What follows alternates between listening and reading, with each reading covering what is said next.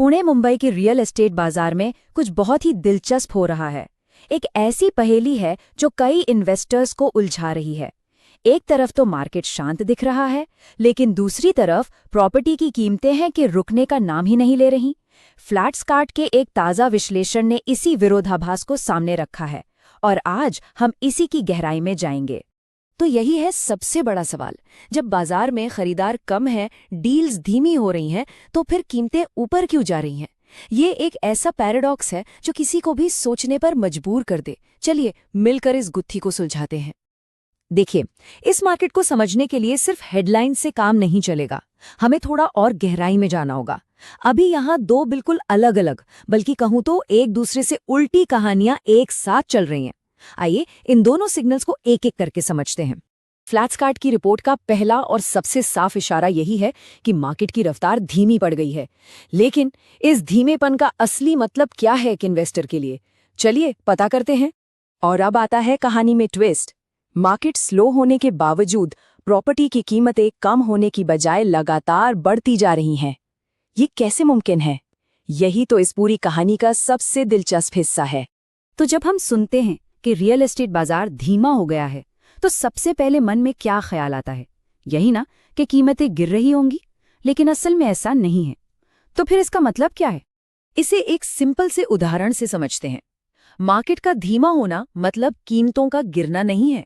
इसका मतलब बस ये है कि जो घर पहले शायद 1 महीने में बिक जाता था, अब उसे बिकने में 2 या 3 महीने लग रहे हैं। मतलब बिक्री की स्पीड या कहिए वेलोसिटी कम हो गई है, कीमतें नहीं। चलिए अब आते हैं इस पहेली के सबसे जरूरी सवाल पर। अगर खरीदार कम है और बिक्री धीमी है, तो फिर वो कौन सी अनदेखी ताकत है जो कीमतों को लगातार ऊपर की ओर धकेल रही है? ये स्लाइड देखिए मार्केट के इस रस्साकशी को एकदम साफ दिखाती है। एक तरफ है बाजार की सुस्ती जो कीमतों पर नीचे की ओर दबाव डाल रही है, और दूसरी तरफ है बढ़ती लागत और महंगाई जो कीमतों को ऊपर की ओर खींच रही हैं।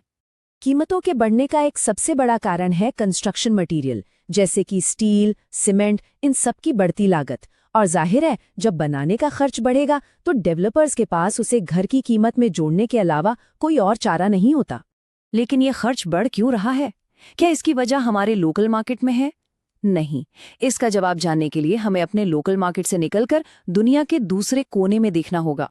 फ्लैट्सकार्ट का विश्लेषण सीधे सीधे पश्चिमी एशिया में चल रहे संघर्ष की ओर इशारा करता है। सोचिए, हजारों किलोमीटर दूर हो रहा एक कॉन्फ्लिक्ट, उसकी लहरें यहाँ पुणे मुंबई के प्रॉपर्टी मार्केट तक पहुंच रही हैं और सीधा असर डाल रही हैं। ये एक डोमिनो इफेक्ट की तरह है। यहाँ देखिए ये चेन रिएक्शन कैसे काम कर रहा है। पश्चिमी एशिया में संघर्ष होता है, जिससे ग्लोबल सप्लाई चेन में रुकावट आती है, जिससे कच्चा माल महंगा होता है और उसका सीधा असर पुणे मुंबई में एक प्रॉपर्टी की फाइनल कीमत पर पड़ता है। तो इन सब बातों का एक निवेशक के लिए क्या मतलब है? इस उलझे हुए मार्केट में उन्हें किन चीजों पर अपनी नजर गड़ाए रखनी चाहिए?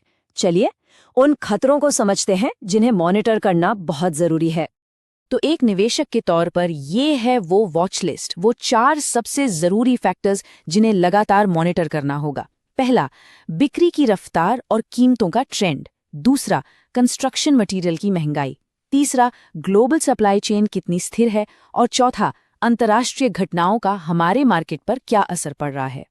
तो आखिर में बस एक ही सवाल बचता है, जब मार्केट खुद इतने विरोधाभासों से गुजर रहा है, तो क्या हमारा इन्वेस्टमेंट पोर्टफोलियो इतना मजबूत है कि वो इन झटकों को सह सके?